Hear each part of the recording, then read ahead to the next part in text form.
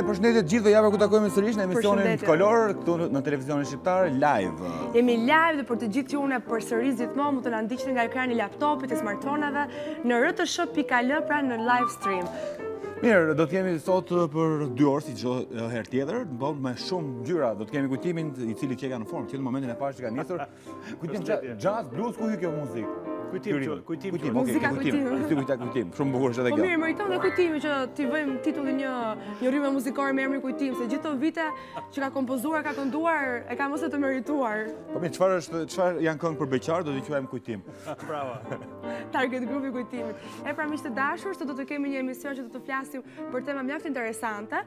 Do të flasim për 200 vjetorin që e Don Boskos, pra, në 31 janar shënohet si data e vdekjes së tij.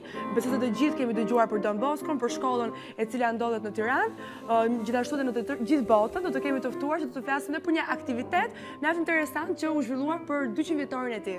Sigurisht në pjesën e dytë do të flasim pak për bujqësinë, do të kemi një panel interesant, do të flasim për gjëra shumë të bukura. Megjithatë, është momenti që ne t'i bashkojmë panelit të parë për të filluar bisedën e parë dhe pastaj të shohim rrjedhën normale të emisionit.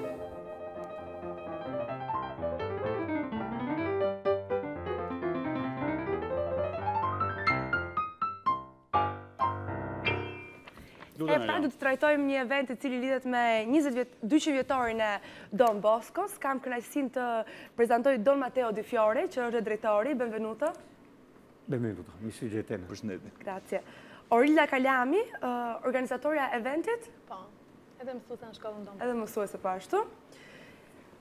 Gjithashtu Rania Panajoti ka marrë çmimin e tretë në konkursin i cili u zhvillua. Konkursi ishte këngë, ishte poezi? Ishte këngë. Ishte pikërisht një këngë. Dhe gjithashtu Luciana Ndreshkiana, presidente e Senatit. Mirë, përshëndetje, mirë se erdhët në studio. Ndërkohë, doja ta filloj pak me këtë pjesën e aktivitetit që u zhvillua, pastaj të kalojmë pjesën edhe për shkollën. Stiamo parlando per le attività che si è fatta. Stiamo già in atto? Stiamo già in programma? Po. Kupton shqip domethënë. Atëre, këtë aktivitet ne e bëm në kuadër të një lënde që bëhet në matur. Është organizata ajo qeveritare Junior Achievement, që ka hedhur një projekt në disa matura. Në disa shkolla të Shqipërisë bëhet një lëndë që titullohet Etika në biznes. Dhe maturantët krijojnë një biznes të tyrin. Në rastin ton, këtë vit, ne menduam të krijojmë një organizim aktiviteti.